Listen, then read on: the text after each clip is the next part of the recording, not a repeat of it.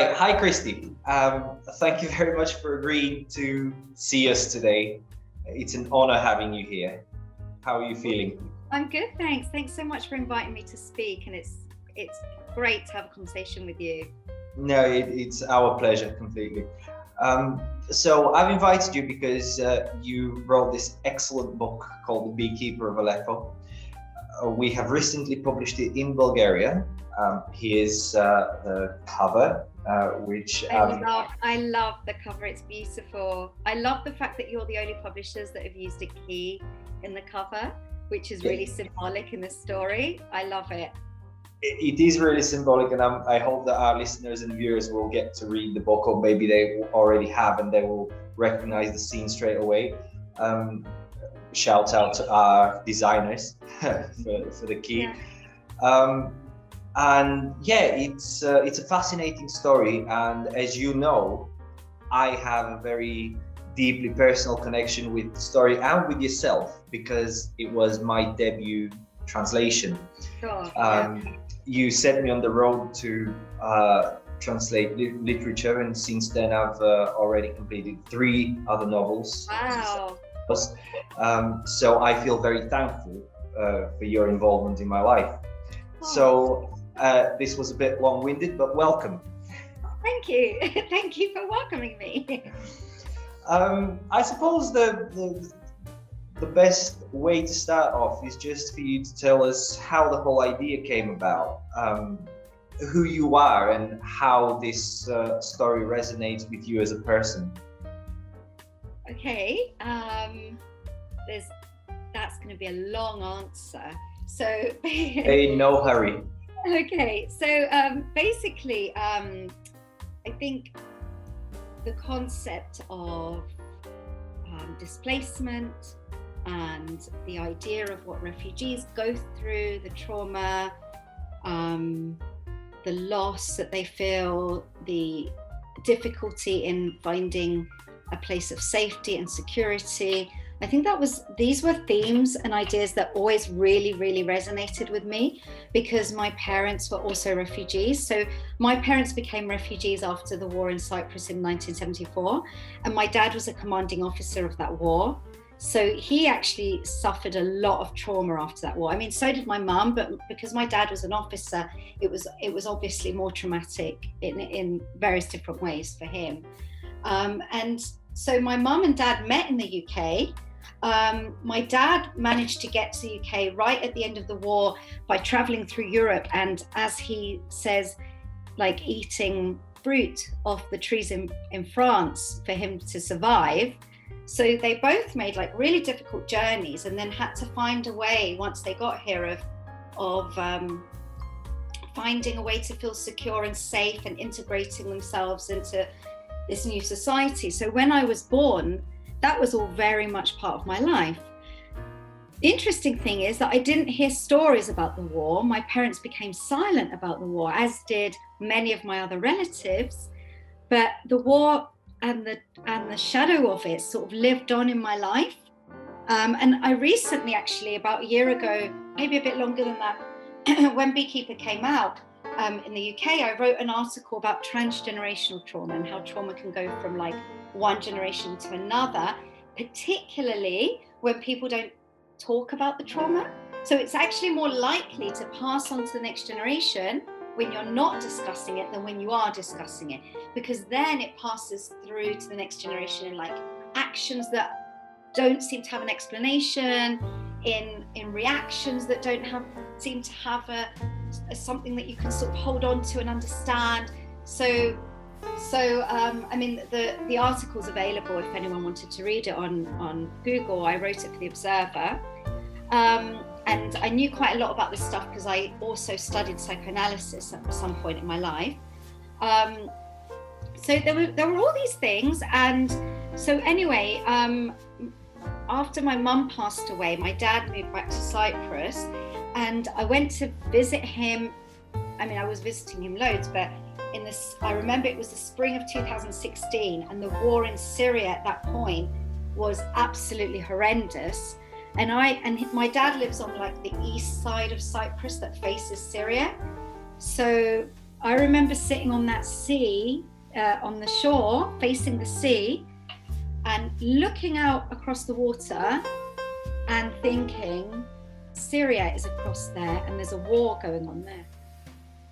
And like, I'm here and I'm safe, and you know, I can't, like, I just couldn't, I can take myself back right to that moment where I kept imagining what was going on there. Children must have been dying, bombs must have been falling, people must have been afraid. And because I knew what my parents had gone through, I sort of thought to myself, well, I wonder if at some point in history, the people in Syria were sitting, looking over at Cyprus and going, oh my gosh, people must be so frightened there.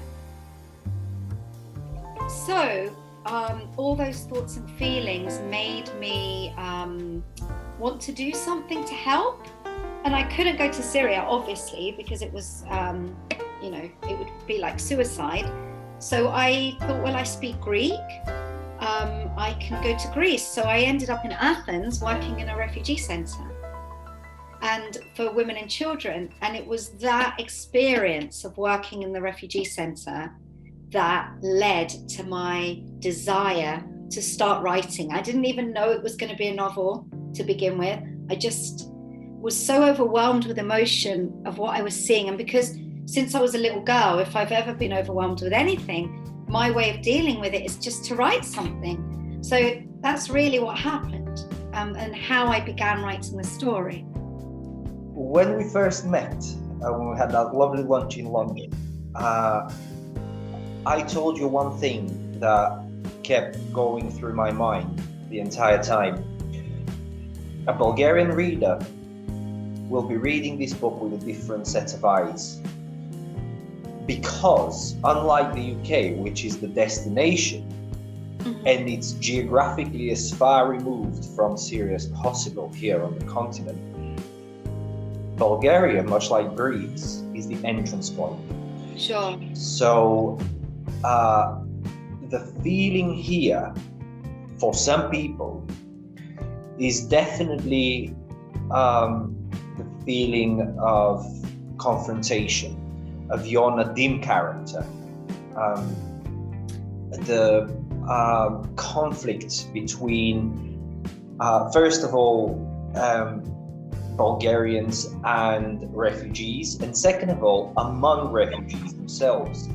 Now, I happen to live in Sofia, in the capital city. We do have a large refugee center here. There are a few more nearer the borders with Turkey and Greece. And the society in Bulgaria is very divided into, I don't know, liberals and conservatives probably, or I don't even know how to put it, but pro and against refugees. And I suppose by default, people who would read this book would be pro anyway. But I'm interested to hear your view and perhaps a message you have for people who are against in our context, because you spent time in Athens and it's not unlike our context here. Well, the thing is, when I spoke to a lot of the locals in Athens, because once I started writing the book,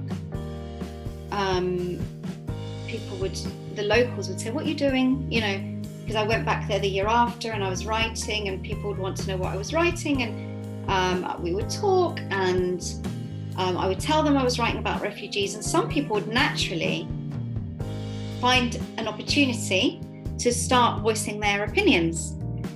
And the thing is, obviously, there I was writing a novel about refugees and how refugees feel, and obviously being on the side of refugees. But then when I was listening to the arguments against, I made sure not to argue against those views. And I thought that was important, because people I felt when I was listening to what the locals were saying, I thought, well, this is how they feel, and they have the right to feel worried, to feel concerned, to feel, you know, and I think what tends to happen is we say to people, you shouldn't be worried, you shouldn't be concerned, and you should just be a nice person. And I think then if we say those things, then it creates these splits and divides in our society where we have people that are either absolutely for or absolutely against. Whereas I often found that when I was talking to the locals and I just listened and I said, well, what is it that you're afraid of? Rather than saying, well, these people need help, I don't want to listen to this. What are you afraid of? Then I would listen to them, and then they might listen to me too. So I might say, that's totally understandable. And I'd say to them, well, I'm writing about this character who's also afraid in such and such a way. And then there'd be a softening. So I'd get a bit of their opinion, and then they'd get a bit of my opinion. And I think this is what we need more in society, to listen to each other. So if someone is scared or against, let's listen. I think we have this thing in society where we're like, don't give these people a voice. And then people get angrier and they're like, well, hold on a minute, but I have something to say. Well, no one's listening, so I'm gonna say it louder, or I'm gonna say it in a way that's more aggressive. So, and I found that situation happening in Greece, which is why I thought, well, let me experiment differently. Let me deal with this differently. Let me see what happens if I just listen. And I felt that when I just listened, people softened. And then I'd be able to say, well, you know, I met this person yesterday who was really, really, really afraid. And they'd been through such and such and such a thing. And then you see the other person's face changing and they're like, oh. And then, you know, I remember this one man saying to me, so then what do we do? You know, one man said to me, well, we don't even have jobs here. We don't have anything. We're already in a difficult situation now, and we have all these people on our streets. What do we do? And I was like, I don't know. I said, all I know is that there's lots of people that are afraid on this side and on that side. So I think for me, it's about hearing people. And that's what I always stress. For me, it's so important. Let's not make people feel stupid or horrible for having an opinion that seems to be different from ours. Let's try and listen, and then let's give our opinion, and hopefully, fingers crossed, the outcome will be a softening of something. That would be my hope. You know, that doesn't always happen, but that would be my hope. I just feel that if we say, no, you're stupid, I'm not listening, then then we're putting a wall, and then there's no way of building that bridge. So I think when people ask me that question, I always say, let's try and build bridges rather than build walls, and see how we can do that, and think about how we can do that. So I had this idea, and I started to do all the research, and I learned so much about beekeeping. It was so interesting, but I still felt that I didn't know enough. And then as I was doing my research and doing looking at beekeeping in Syria, agriculture in Syria, the effects of the war on agriculture and that sort of thing, I came across an article about a man called Dr. Riyad al-Sus, who was a refugee from Damascus and came to the UK with his family and settled in the north of England in a place called Huddersfield, and set up a project called the Buzz Project, where basically he teaches refugees and job seekers how to keep bees. And in Damascus, he was a professor of agriculture and a beekeeper. So I contacted him via Facebook, the wonders of social media, and got a reply from him. And I said to him, in the message, I remember I said, I think what you're doing is wonderful. You seem like such an amazing person. And I said to him, I'd love to speak to you, and this is what I'm doing. And then he responded to me, and he said, why don't we have and he said, what you're doing sounds wonderful. Why don't we have a talk on the phone? And then he invited me to go up there to meet the bees and his family and him. And so I went up there, and when I first met the bees, it was in his garden. So we didn't yet go to the apiaries. And so in his garden, he didn't have any protective gear, and he had about 5 beehives. And 5 beehives, there is a lot of bees with 5 beehives. So he said, there's no protective gear. Do you want to still go out and see the bees? And I said, yes, okay, even though I was a bit scared. And that whole scene where Mustafa goes and takes Nuri to meet the bees, and he stands there, and all the stuff that Mustafa says to him about keeping his hand like this and pretending to be as still as a tree, and the way that Nuri feels about smelling everything and the smell of the flowers and the honey and the sound of the bees. That's basically what I experienced standing there in Riyadh's garden without any protective gear. And I felt so exposed, but it was such an amazingly scary and beautiful moment at the same time. So I used that directly, that actual experience I used when Nuri was meeting the bees for the first time. And then we went to the apiaries, and Riyadh was teaching me so much about the bees, like how he raises queen bees, how the bees communicate with one another through a dance, how they go in different directions to find food, and how they tell each other like which direction to go in, and all these wonderful and interesting things that I didn't quite absorb in the same way when I was reading. And plus it's so much different when you're actually there and someone's showing you. So I recorded all of this, and then remained friends with Riyadh, so I could ask him various questions along the way. And plus, from what I learned from him, it kind of inspired me to do even more research and read even more about bees and beekeeping. And I remember it was Riyadh that said to me, bees work together, you know, and in a way that humans don't. And that really stayed with me. The book has brought you tremendous success, hasn't it? You've traveled the world. I think when I was starting to translate it, this was, correct me if I'm wrong, the 19th country or the 19th language in which the book was coming out. Presumably there have been more since. How is that? How are you feeling about this? Gosh, I don't know. I mean, sometimes I think, really? Like, is that my book? Are you sure? Kind of thing, you know.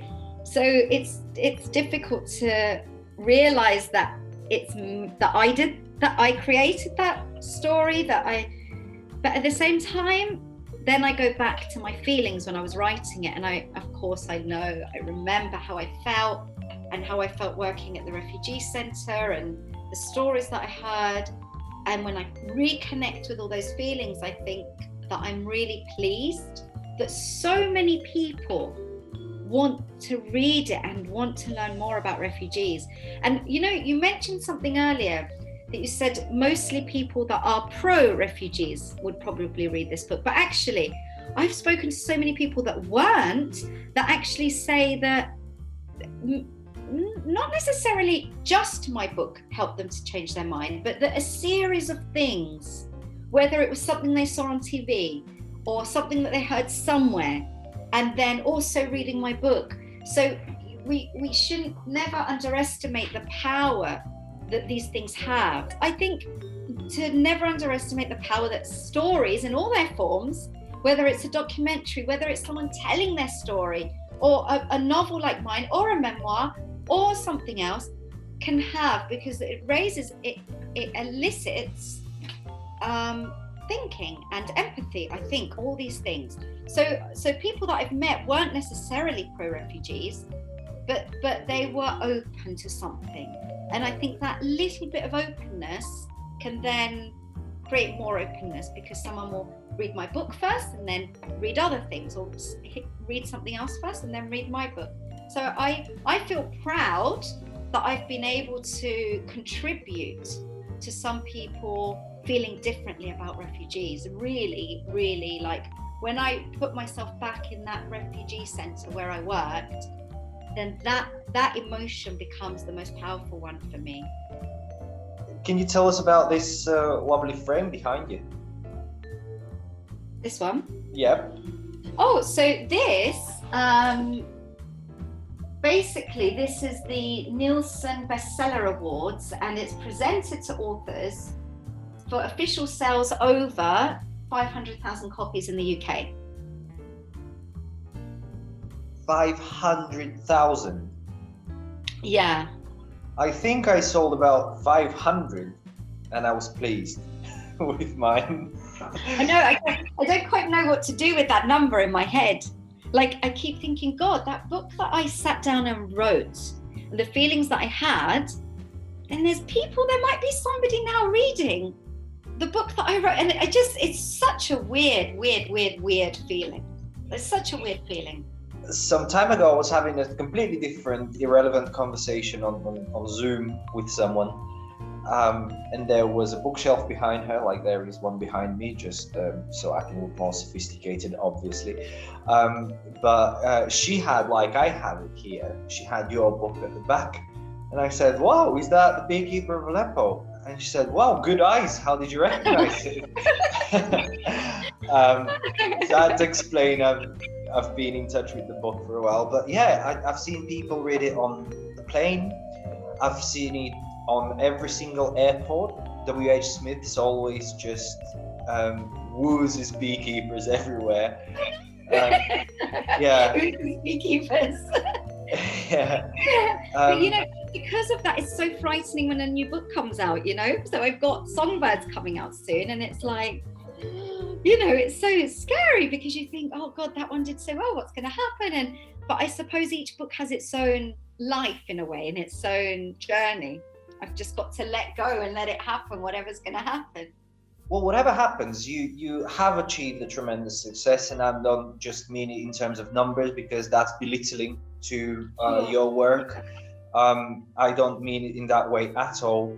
It's great that, you know, the numbers are growing, but in terms of the content and in terms of your personal and human achievement, you've done wonders. And whether this be your opus or maybe you come up with something much better, I don't know. I hope you do. You have already done a great service to humanity, so thank you for this. Oh, thank you. That's such a lovely thing to say. Like, really lovely thing to say. No, I mean it when I do say it. Is there anything you would like to share with us, to tell us, anything that I didn't quite touch on, anything that you were hoping to say? No, I think you've asked me like really amazing questions, ones where I could really expand. So I don't think so. Thank you. I'm glad I did. I told you this a long time ago, and I'm echoing it now. We would very much love to have you over. Obviously, the situation now prevents it. But once things settle down, my colleagues and I would absolutely love to have you over. Oh, I'd love to. Some of them are in the next room. Some of them have left for the day, but they have asked me to pass their best wishes to you. Oh, thank you. Yeah. That's so nice. So yeah, we would very much love to have you over. We have great creative writing courses in Bulgaria where you could come and speak as well. Sounds brilliant. Yeah, so feel welcome anytime you like, and I myself invite you to another lunch whenever we happen to be in the same city. Oh, that would be amazing. Thank you. I'd love to come. When all this COVID stuff settles, then maybe we can arrange something. Yeah, I'm sure we will. Thank you, Kристи, for being with us today. Thank you for your book. Again, I'm showing you here. This is your Bulgarian cover. Beautiful. Yeah. Thank you for being with us. And I look forward to seeing you very soon again. You're welcome. Bye.